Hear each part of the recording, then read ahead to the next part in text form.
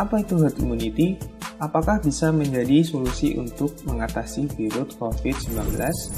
Herd immunity adalah keadaan di mana sebagian besar masyarakat terlindung atau kebal terhadap penularan penyakit tertentu. Herd immunity tercipta dengan dua cara. Cara yang pertama, menciptakan kekebalan dengan cara suntikan vaksin. Kita mengenal berbagai macam vaksin, seperti vaksin campak, vaksin cacar, polio, dan sebagainya. Berbagai macam vaksin kita dapat saat kita balita. Kita lebih sering mendengarnya sebagai imunisasi. Cara yang kedua, kekebalan tercipta secara alami ketika setidaknya 70% orang-orang sudah terjangkit virus dan berhasil sembuh. Dikutip dari tirto.id. Seperti yang terjadi 100 tahun yang lalu, saat terjadi wabah flu Spanyol, vaksin flu Spanyol tidak ditemukan pada saat itu. Flu Spanyol terjadi pada Maret 1918 dan wabah itu selesai pada Juni 1920. Dunia pada saat itu terpaksa harus melakukan herd immunity. Secara alami, mereka terjangkit flu Spanyol karena tidak ada obat atau vaksin yang ampuh untuk mengobati flu Spanyol. Ratusan juta orang terpaksa harus terjangkit flu Spanyol. Hasilnya, jika mereka selamat, maka mereka menjadi kebal dari flu Spanyol tersebut.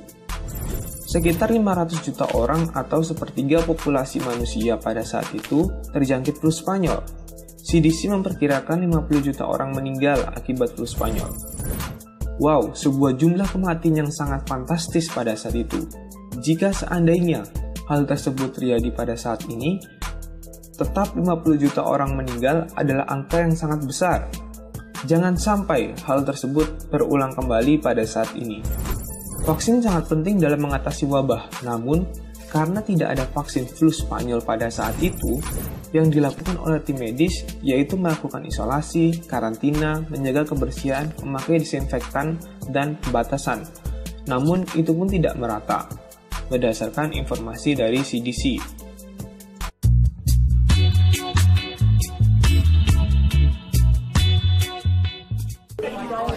Kekebalan kelompok atau herd immunity merupakan istilah yang sering kita dengar dalam pandemi COVID. Vlog ini dibuat untuk melengkapi vlog Basic Reproductive Number dan berhubungan dengannya. Kita lihat di sini sebuah populasi terdiri dari 7 orang. Warna hijau menandakan mereka dalam keadaan rentan untuk terkena sakit. Kita sebut penyakit menular A. Kemudian, penemuan vaksinasi untuk penyakit A membuat pemerintah mengeluarkan perintah vaksinasi untuk kelompok tersebut. Sayangnya, hanya 4/7 populasi yang berhasil divaksinasi, warna biru. Apakah vaksinasi tersebut dapat melindungi populasi tersebut? Penyakit A diketahui memiliki basic reproductive number sama dengan 2. Artinya, dari satu orang yang sakit akan menyebabkan 2 orang lainnya untuk sakit, sehingga wabah bisa terjadi. Namun, karena ada orang yang kebal karena vaksinasi, penyakit tersebut berhenti di penularan pertama saja, dengan total 2 orang sebagai penderitanya. Si hijau tidak memiliki kekebalan karena tidak divaksinasi. Tapi dia tidak sakit karena terlindungi oleh kekebalan kelompoknya. Bagaimana dengan yang tidak beruntung, tidak divaksin dan juga sakit? Ya, kemungkinannya ada 2, mati atau sembuh dengan kekebalan. Penderita penyakit A pertama mati, sedangkan penderita kedua berhasil selamat. Disclaimer, skenario tadi merupakan skenario di mana penyakit A sudah memiliki vaksinasi. Walaupun akhirnya penyakit tersebut menghilang dari populasi, penyakit tersebut berhasil merenggut 1 nyawa. Bayangkan apabila sebuah penyakit tidak memiliki vaksinasinya. Menunggu herd immunity terbentuk, bayarannya akan mahal, yaitu nyawa sebagian dari populasinya.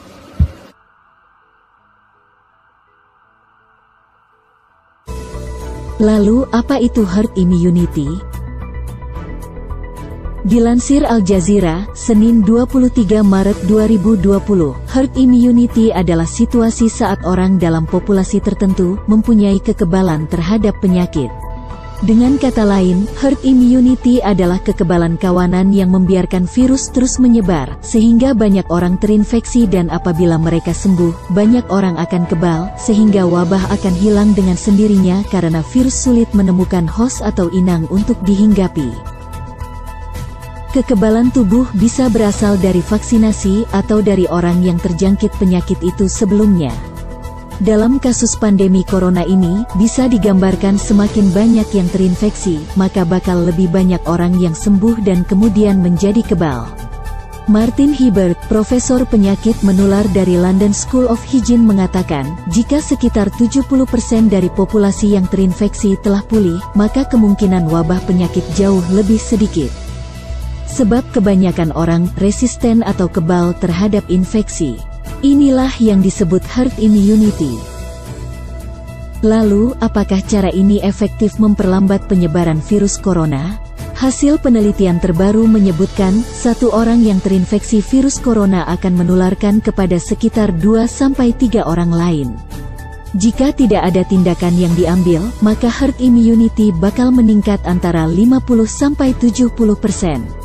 Sehingga sisa populasi menjadi kebal. Namun, belum ada yang menempuh cara ini. Saat ini, semua ilmuwan dan tenaga medis di dunia berfokus pada menurunkan jumlah orang yang terinfeksi. Dari sudut pandang epidemiologi, triknya adalah mengurangi jumlah orang yang kontak dengan kita. Sehingga kita dapat menurunkan jumlah orang yang terinfeksi. Jadi, herd immunity dimulai lebih awal, kata Matthew Baylis, profesor dari Institute of Infection, Veterinary and Ecological Sciences di Liverpool University.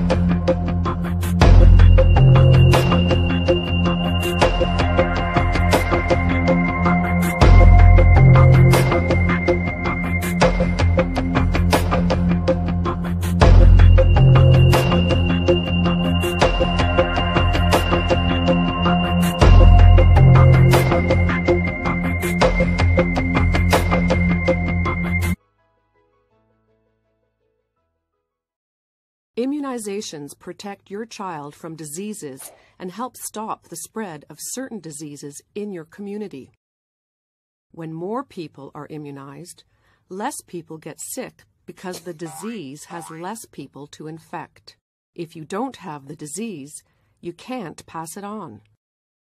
Some people can't get immunized. Ensuring that your loved ones are fully vaccinated will help protect the whole community, including those that can't be vaccinated. This is called herd immunity. So, when no one is immunized, contagious diseases spread in the community. When some people are immunized, certain diseases can still spread to those that are not protected. When most of the community gets immunized, very few community members will get sick, thanks to herd immunity.